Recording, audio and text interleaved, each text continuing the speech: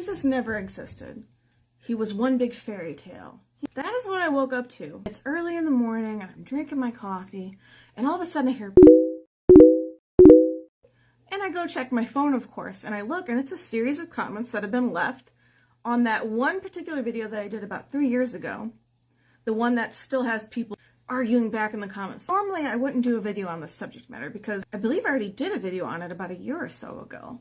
I really dislike when I see atheists gaslighting Christians in my comment section. So, Eugene, this video is for you. Here is the commenter. His name is 2023, and this was his comment he left at Eugene. That doesn't mean Jesus exists. Jesus is the biggest lie in human history. Funny how you think he exists. I can't hate God because he's real. All right, Eugene says, I can prove Jesus exists. Jesus is the most wrote about ancient person who's ever lived. There's more evidence for his existence than Julius Caesar or Alexander the Great. The evidence is overwhelming. That's why all historians believe he existed. It's only God haters like you who try and deny it. Mind you, this video is not for the atheist. I'm going to say it again. This video is not for the atheist. You know, it did occur to me that I might have people who are baby Christians who don't know how to respond to this sort of thing. So this video would be for those types of people that probably have been met with this, Jesus doesn't exist, it's all one myth. This is what you're going to show them. You're going to show them the proof. And Eugene goes on to say, Jesus is easy to prove. And I would say, yeah, it's pretty easy. Probably the easiest thing to prove. And if you disagree with our video, then you better have a reason or a counter worth listening to. And before anybody else says, oh, that's only one person, I've had this numerous times on my post. I've had it so many times I can't even count it. Because there are really atheists out there that say this kind of garbage. Jesus doesn't exist.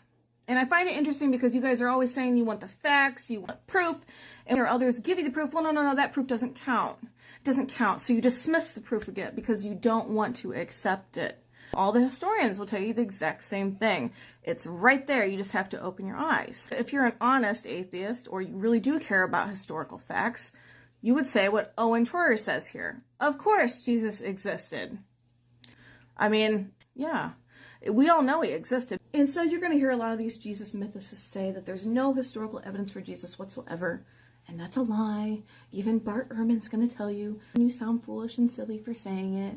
But even as someone who almost all my life had no religion, someone who was anti-Catholic, someone who didn't like the church, someone who didn't like Christians at all, someone who was a liberal, and I mean a far left liberal, used to be. I never even said this because I knew it wasn't true. So there is a lot of evidence. I mean, there's so much evidence that it is not, I mean, I know in the crowds you all run around with, it's commonly thought that Jesus did not exist. Let me tell you, once you get outside of your conclave, there's nobody who, I mean, this is not even an issue for scholars of antiquity.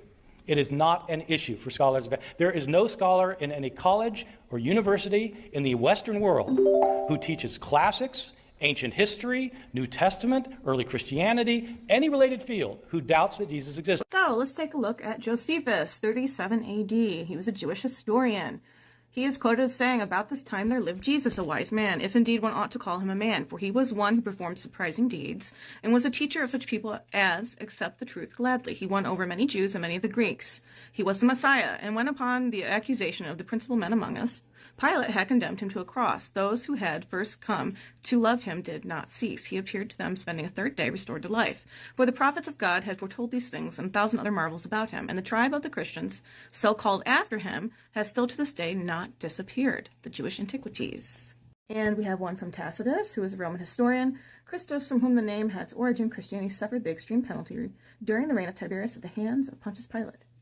And a most mischievous superstition, thus checked for the moment, again broke out, not only in Judea, the first source of the evil, but even in Rome, where all things hideous and shameful from every part of the world find their center and become popular. Accordingly, an arrest was first made of all who pled guilty. Then, upon their information, an immense multitude was convicted, not so much of the crime of firing the city as of hatred against mankind. And this is from the Jewish Talmud. Now, I really don't want to use the Talmud, especially if you've ever read it. You would understand why I would be saying that. But I'm doing this to show you sources that are outside of the Bible. And this says, on the eve of Passover, they hung Yeshua, and the crier went forth for 40 days beforehand, declaring that Yeshua is going to be stoned for practicing witchcraft, for enticing and leading Israel astray. Anyone who knows something to clear him should come forth and exonerate him. But no one had anything exonerating for him, and they hung him on the eve of Passover, Sanhedrin 43. This is V's letter to Tiberius. This is about 33 AD. The Jews who dwell in the cantons of Palestine have crucified Jesus. Jesus without sin. Jesus after so many acts of kindness, so many wonders and miracles wrought for their good, even to the raising of the dead. But be assured that these are not the effects of the power of a simple mortal, but of God. During the time that they were crucifying him, the sun was darkened, the earth was moved, shaken. Jesus himself 3 days afterwards rose from the dead and appeared to many. Now everywhere his name alone, invoked by his disciples, produces the greatest miracles. What has happened to myself is the most evident proof of it. Your august majesty knows henceforth what ought to be done in future with respect to the Jewish nation, which has committed this crime. Your majesty knows whether a command should not be published through the whole universe to worship Christ as the true God, safety and health. Next we have Suetonius. He was a Roman historian. Since the Jews constantly made disturbances at the instigation of Christos, he expelled them from Rome. This reference in Claudius 25 involves the agitations in the Jewish community, which led to the expulsion of some Jews from Rome by Claudius, and is likely the same event mentioned in the book of Acts 18:2. And now we're going to move on to the atheist scholars and what they have to say. So Mr. Gerd here says, Jesus' death as a consequence of crucifixion is undeniable. And that's the one thing I would like to point out. Whenever I hear people say, Jesus never existed, it was all a myth. That can't be true, because the crucifixion is well documented. I mean, if he wasn't real, you wouldn't have a crucifixion, right? John Dominic, there is not the slightest doubt about the fact of Jesus' crucifixion under Pontius Pilate, and that he was crucified is as sure as anything historical can ever be. This one is from Robert Funk, atheist scholar as well, and he says the crucifixion is one indisputable fact that neither the early Christians nor their opponents could deny. The acts of Jesus, a search for the authentic deeds.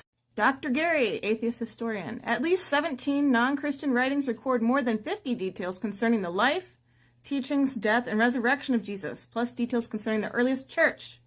Most frequently reported is Jesus' death, the resurrection of Jesus, a rational inquiry. And this one's from Paula. She's a Jewish scholar of early Christian history, and she says the single most solid fact about Jesus' life is his death. He was executed by the Roman Pilate on or around Passover in the manner Rome reserved particularly for political insurrectionists, namely crucifixion. We could keep going. And lastly, Bart Ehrman.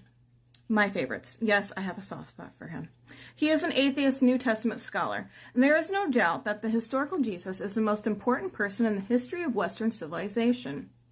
Those who do not think Jesus existed are frequently militant in their views and remarkably adept at countering evidence that to the rest of the civilized world seems compelling and even unanswerable. But these writers have answers, and the smart ones among them need to be taken seriously, if for no other reason than to show why they cannot be right about their major contention.